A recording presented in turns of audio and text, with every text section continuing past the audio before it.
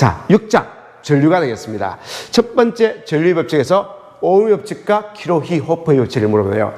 먼저 오음의 법칙이라는 것은 전류라는 것은 전압 나누기 저항이라는 것은 다 알고 있는 내용이죠. 그죠? 자, 여기서 이 저항의 크기는 어떻게 합니까? 저항의 크기는 어떤 물체가 가지는 이렇게 단면적이 S고 길이가 L이고 고유저항이 Rho인 이 물체의 저항은 고유저항 곱하기 단면적 분지 L로 갑니다. 근데 이 고유저항과 도전율은 무슨 관계? 역수관계죠. 그래서 도전율 KS 분지 L도 구할 수가 있다는 거죠. 그래서 요 저항을 이어서 전류로 가니까 이 값이 나왔습니다. 이렇게도 표시할 수 있다는 거죠.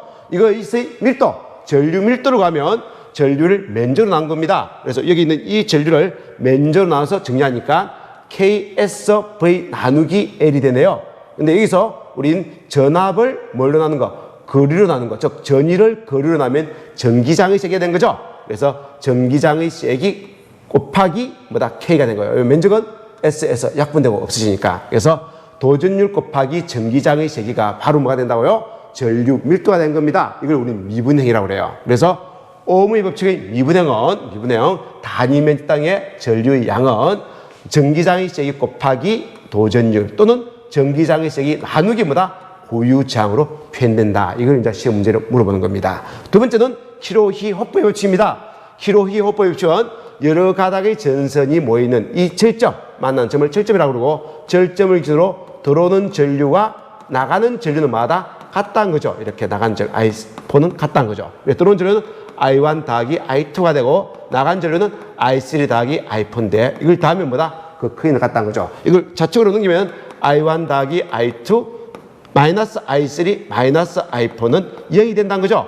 이걸 좀 어렵게 다이브전터 발산이라고 이야기해요.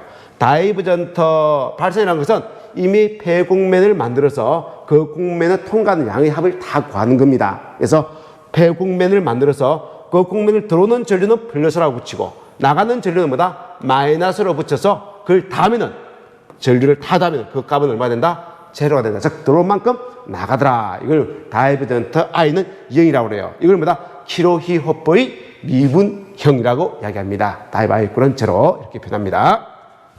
자, 두 번째로 어떠한 물체가 가지는 동일한 물체입니다. 저항과 정적 용량과 고유저항과 윤율의 관계를 살펴보도록 하겠습니다. 동일한 물체요. 동일한 물체 이거는 면적이고요. 여기가 면적 S고 그리고 요 길이가 D로 주어졌네요. 이 조건에서는. 그리고 고유저항이 Rho일 때 이 물체가 가진 저항의 크기는 얼마입니까? 앞에서 배운 것처럼 이렇게 구할 수가 있는 겁니다. 저항은 고유저항 곱하기 단면적 분지 길이 L로 가는 거죠. 자, 근데 똑같은 물체를 요거 면적 S가 똑같고 길이가 D인데 요 물체 내의 값을 저항으로 안 보고 고유저항으로 안 보고 유준율로 본 거예요. 그럴 때 이 물체가 가지는 이걸 플러스 극판으로 보고 반대쪽을 마이너스 극판으로 봐서 전기를 담는 그릇의 크기는 얼마입니까? 라고 물어보는 문제가 있죠. 그걸 우리는 정적 용량이라고 합니다. 그래서 팽판 콘덴서의 정용량은 D 분지 입실론 S가 되는 거죠.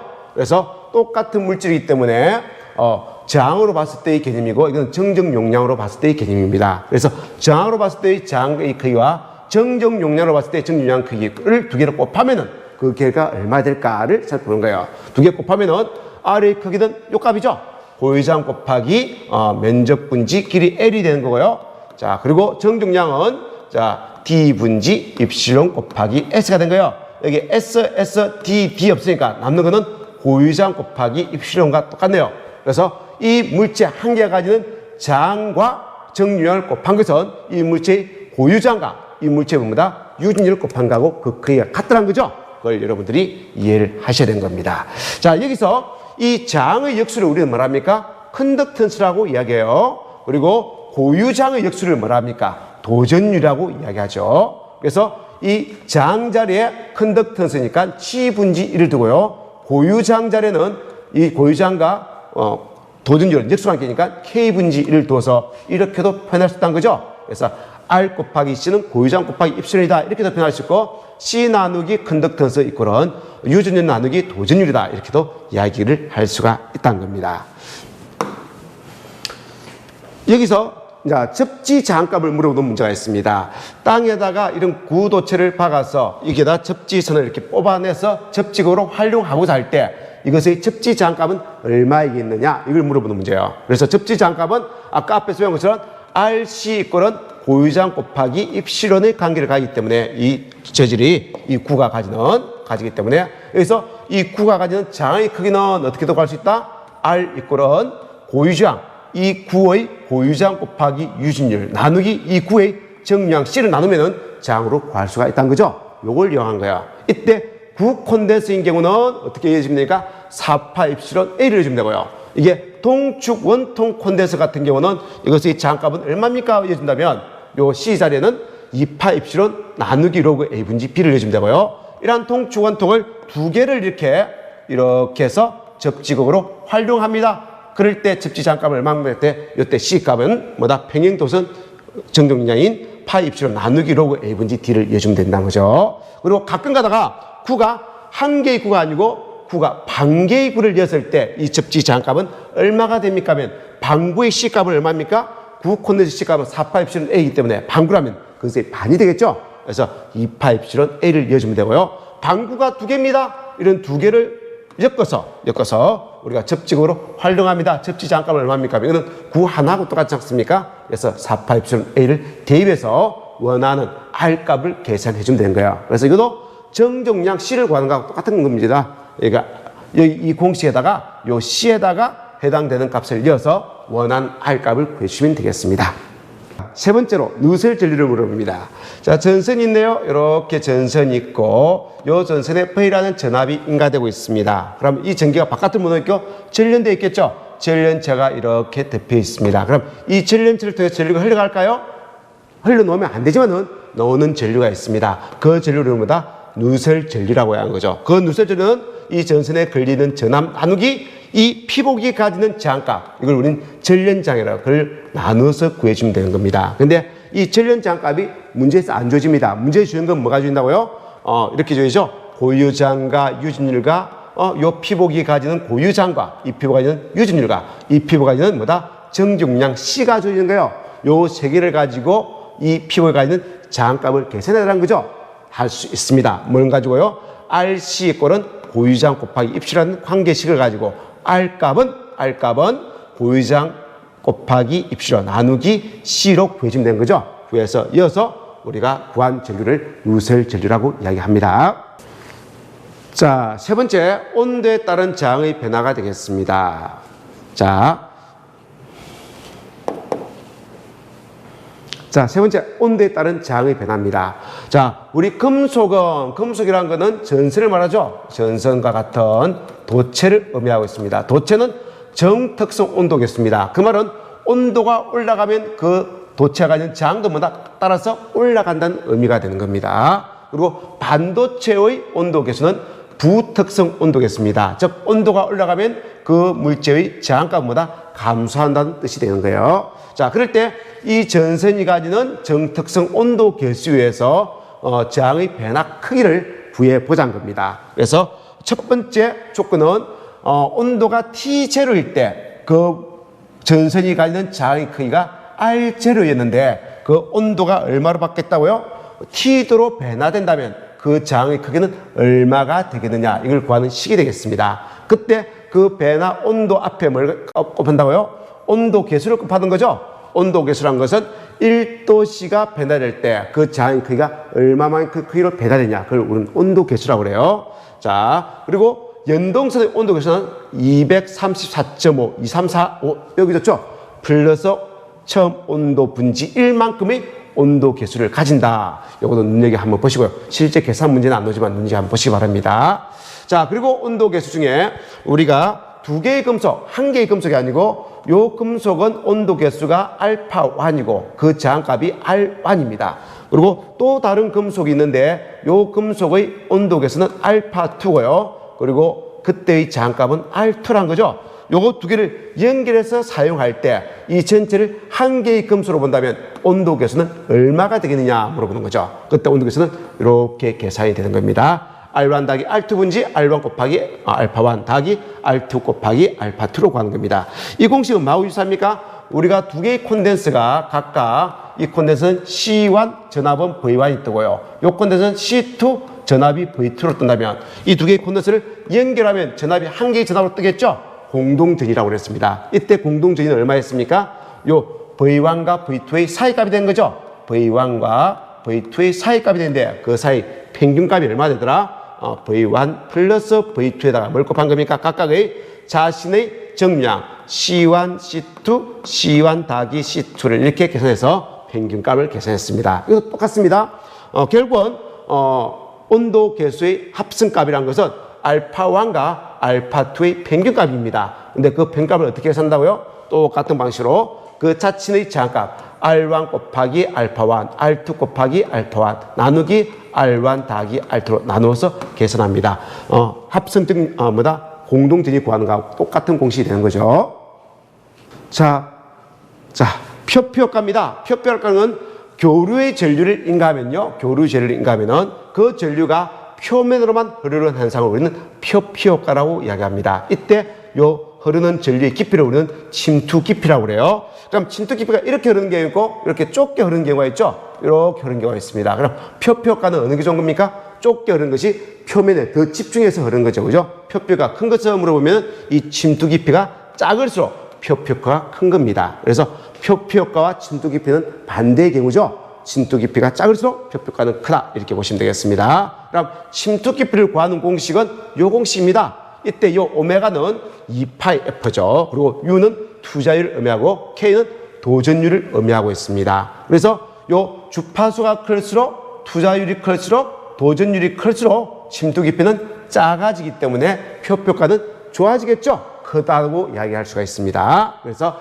침투 깊이와 표표가는 반대이기 때문에 표표가 클수록 침투 깊이는 작아지고 그래서 여기 있는 주파수, 투자율, 도전율이 클수록 침투 깊이가 작아서 표표가는 크다 이렇게 볼 수 있는 겁니다. 그래서 밑에 엑사이즈 보면 주파수가 높을수록 투자율이 클수록 도전율이 클수록 표표가는 증가됩니다. 클수록 증가됩니다. 이렇게 이야기할 수 있습니다. 근데 온도가 높아지면 도체는 양의 온도 계수를 하기 때문에 온도가 높아지면은 저항도 마다 증가하죠. 저항이 크다 말은 뭐다? 도전율이 뭐다? 작다는 의미가 되지 않습니까? 그래서 도전율이 작을수록 표표가는 감소하는 형태이기 때문에 우리가 온도가 높을수록 뭐다? 도전율은 작아지고 그래서 뭐다? 표표가는 작아지는 거야. 그래서 온도와는만 반대가 뭐야? 나머지 주파수, 투자율, 도전율과는 비례관계. 즉 클수록 표표가 큰 거고 온도가 높을수록 표표가는 뭐다? 작다, 반대다. 이것만 여러분들이 유념해 주시면 되겠습니다. 자, 다섯 번째 전류의 전기 현상입니다. 표표가는 조금 전에 말씀드린 것처럼 교류의 전기를 인가하면 그 전류가 표면으로만 집중된 현상을 표피효과라고 이야기했고요. 반대로 핀치효과라는 것은 직류의 전기를 인가하면 중심으로 전류가 흐르는 현상을 우리는 핀치효과라고 이야기합니다.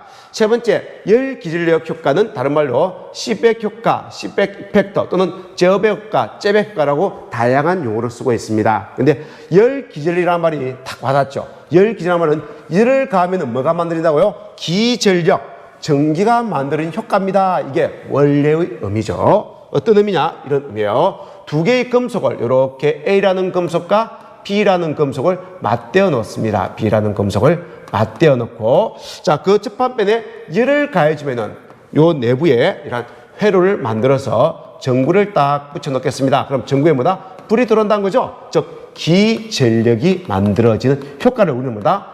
열기전력 효과 또는 저백 효과라고 이야기합니다.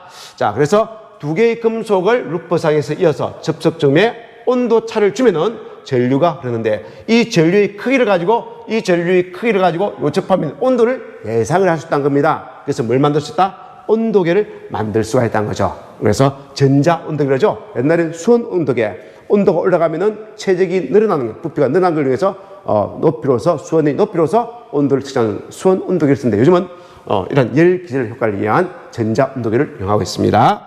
두 번째, 펠티의 효과라는 건 뭡니까? 똑같습니다. 두 개의 금속을 이렇게 맞대어 놓습니다. A라는 금속과 B라는 금속을 맞대어 놓고 자, 그 접합면에 이번엔 전류를 흘립니다. 전압을 가해서 전류를 이렇게 흘린다는 거죠. 그럼 이 접합면에서 흘러가는 전류 방향이 이렇게 흘러가면 열이 뭐다? 발생이 되고요. 열이 발생이 되고 반대로 전류가 흘러가면 열이 뭐다? 이렇게 흘러가면 전류가 흡수가 됩니다. 발생이면 뜨지고 흡수가 되면 차가워지겠죠.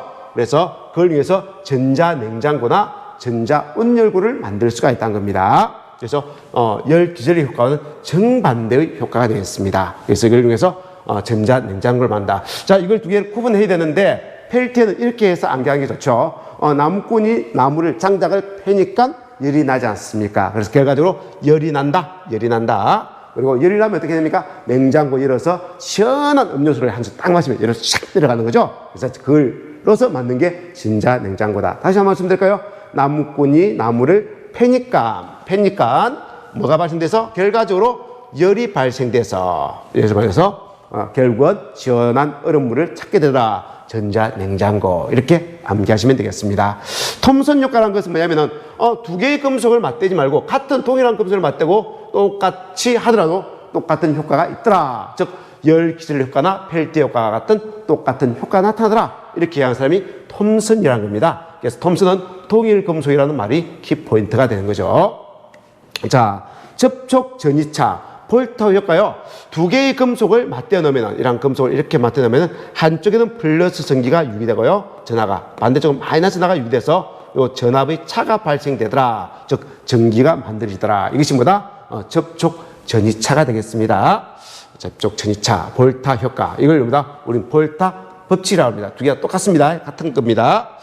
자, 세 번째 효율 효과는 건 뭐냐면은 효율 효과는 자, 전류가 흘러가는 도선에 자기장을 직각 방향으로 인가하면 요 내부에 역기전력이 발생돼서 이게 크면 역기전력도 크게 발생된 거예요. 그 크기로서 흘러가는 전류의 크기를 뭐다? 제어할 수 있더라. 그래서 큰 자기장을 인가하면 전류가 작아지고 자기장의 세기를 좀 줄이면은 전류는 많이 흘러가는 그런 제어를 할 수 있더라. 그런 효과가 뭐다?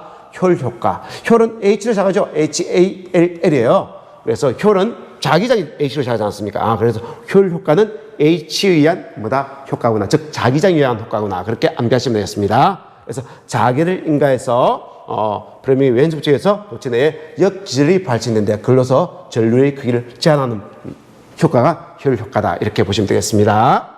그 다음 효과 중에서 앞전기 효과라는 게 있습니다. 수정, 전기석, 로셀륨과 같은 이러한 물질을 눌려주면은 외부에서 압력을 가해주면은 여기에 분극 전하가 이렇게 발생되는 경우도 있고 또는 반대로 힘이 가해지는 방향으로 이렇게 발생되는 경우도 있습니다. 어떻건 간에 분극 전하가 나타나서 그 양쪽에 전이차가 만들어지더라. 이걸 다 우리는 압력에 의해서 전기가 만드는 효과를 앞전기 효과라고 이야기합니다. 바이러스 전기라는 것은 다른 말로 초전 전기라고 해요. 바이러스를 영어로 쓰면 바이로 이렇게 씁니다. PYRO라고 적었습니다. 바이오니까 뭔가 불꽃이 나오는 것 같은 느낌이 들죠. 그죠? 맞습니다. 자, 전기석 등을 가열하면요. 그 표면에 분극전하가 나타난다. 즉, 전기가 나타나는 현상을 우리는 뭐다?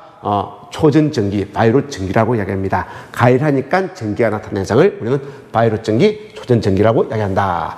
자, 킬로히 법칙의 전류 법칙을 나타낸 것은 다이버 I 이꼴은 뭐다? 제로다. 유입되는 전류와 유출되는 전류의 합은 뭐다? 같더란 것이 킬로히 호프의 제1법칙이죠. 1법칙을 나타낸 것은 다이버 I 이꼴은 제로가 되겠습니다. 그림이 나와 있는데, 자, 전류가 표면만 흐르는 효과를 우리는 표피 효과. 자, 그림이 나와 있는데, 전류가 전선의 표면으로 흐르는 효과를 우리는 표피 효과라고 그러고, 중심으로 집중되는 현상을 뭐다? 핀치 효과라고 합니다. 이건 DC 전기일 때 되죠. 그리고 외부에서 자기장을 인가하니까, H를 인가하니까 역기전력이 발생돼서 흘러가는 전류를 제한하더라. 이 효과가 뭔 효과? 효율 효과가 되겠습니다. 두 개의 금속을 맞대어 놓고 여기에 접합면에 열을 가해주니까 온도 차를 주니까 내부에 전류가 흐르더라. 이걸 뭐다? 열 기전력 효과라고 얘기하고, 자, 이거는 볼타 효과 아닙니다. 볼타 전지예요. 볼타 전지를 그린 겁니다. 잘못 그린 겁니다. 자, 앞전기 효과입니다. 눌려주니까 양쪽에 전기가 이렇게 분극 전기가 나서 전이차가 만들어지더라. 전기가 만들어지더라. 그걸 뭐다? 눌려주니까 전기가 나니까 앞전기라고 이야기합니다. 자, 이렇게 해서 요 내용들을 살펴봤습니다.